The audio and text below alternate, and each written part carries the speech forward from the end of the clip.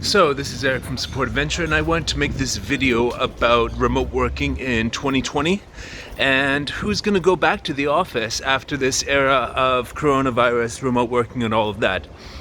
So, basically, my company, Support Adventure, has been all remote since it started, and basically, I started the business with a dream of living in a city called Belgrade, Serbia, which I'm walking through the streets of now today. And actually, I'm walking between my office and my home now. I do have a small office that I use for meetings and sort of training, collaboration that needs to happen, or can better happen in person in the office. And basically, I really prefer working at home. And this week, I've actually had 3 days of collaboration with someone who I like very much, who I'm working with in the office, and it has been, great. But just the lifestyle sacrifices I've had to make this possible, to work 8 hours a day in an office this week, have been, I've felt the impact. So, what type of people are going to go back to the office? Well, to put it simply, extroverts. People who feed on the validation and communication with other people in order to get their job done. And who's not going to want to go back to the office? In one word, introverts. People who would prefer to have their own space, be left alone to do the work that they've been assigned. So I am actually of the introvert sort, actually. Even though I am very social.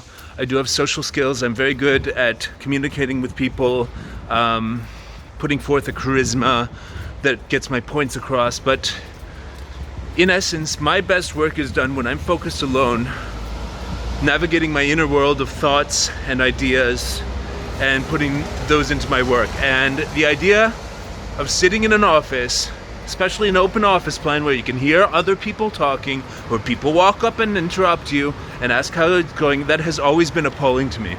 And luckily I only ever worked in an office where I was expected to show up every day for 8.5 months of my life when I lived in London in 2012.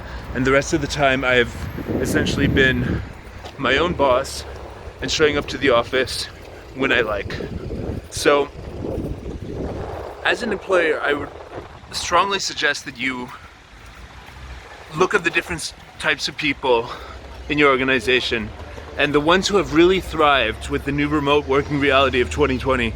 I would emphasize the need to allow those people to continue to work from home. Yeah, it's okay if you want to bring them in for meetings once in a while, and basically it's okay if you want to get them on video calls like pretty much every day. But I think that people like me, let's just talk about my lifestyle. I like to exercise. I like to eat healthy food, and I like to get exercise outside and go and buy healthy food in the places that I have around me, like the green market and stuff like that. And so just this week, I'm on the walk from my office to my home right now, and it's about 10 minutes. Just this week, even the 10-minute commute walking to the office has taken a toll on my sort of routine because, well, I'm separated from my whole environment. The office environment is fine for working, but what I don't have there is my exercise equipment. I don't have my food in my kitchen, all the vegetables, different spices and superfoods and all this stuff that I've built up in my kitchen. And so diet and exercise takes a toll, and it's basically like a lot of us who want to optimize our lifestyles, and especially entrepreneurs like me, we rely on making our own environment, our own rules and stuff like that.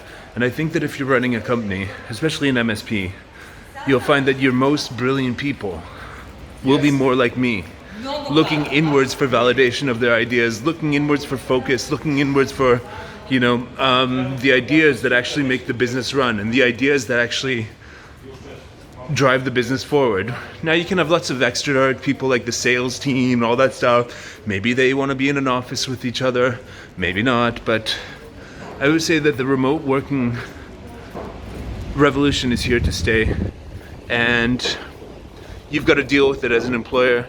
And if you're concerned about productivity and stuff like that, then you don't have enough accountability. Your documentation culture is not there. People are not tracking their work enough so you can see what they're doing and how they're doing a good job, or if there's something to be corrected. So To sum up this video, 2020 has changed the way we work forever. Not everybody's gonna want to go back.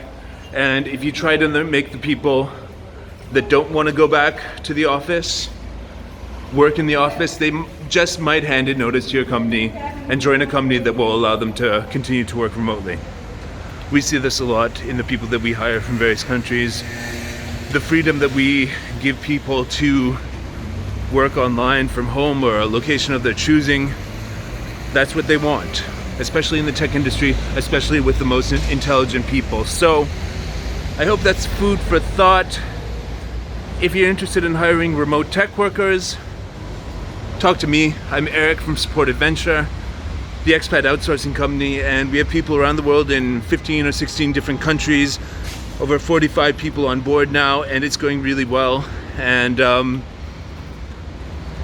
you know, I had an experience a couple weeks ago in Belarus where I was going around and meeting with software companies to get to know them. And you know, it was stressful going taxi meeting. And this week being in the office, even though I'm in an environment that I control with people that I'm working with that I really like, even just having to wake up and walk to the office kind of broke me out of the comfort that I'm used to. So that's stuff to think about if you're considering the remote working policy of your business in the future.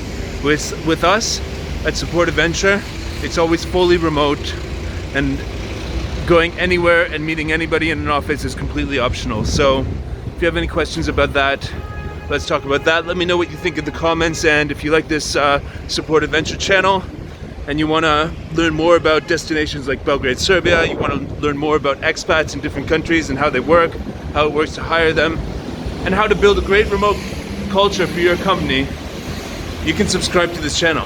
I'll catch you guys later. Thanks.